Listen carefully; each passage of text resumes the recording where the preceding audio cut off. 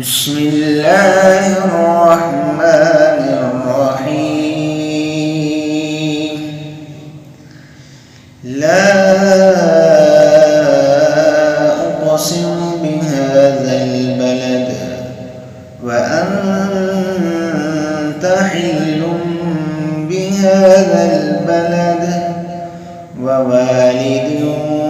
وما ولد لقد خلقنا الإنسان في كبد أيحسب أن لن يقدر عليه أحد يقول أهلكت مالا لبدا أيحسب أن لم يره أحد ألم نجعل له عينين ولسانا وشفتين وهديناه النجدين فلاقتحم العقبة وما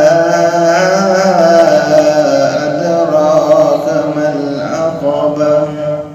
فك رقبة أو إطعام في يوم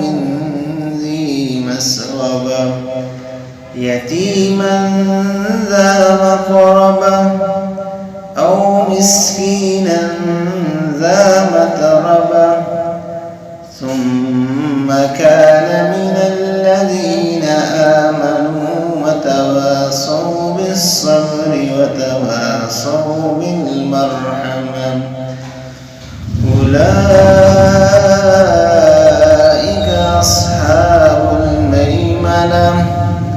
والذين كفروا بآياتنا هم أصحاب المشأمة عليهم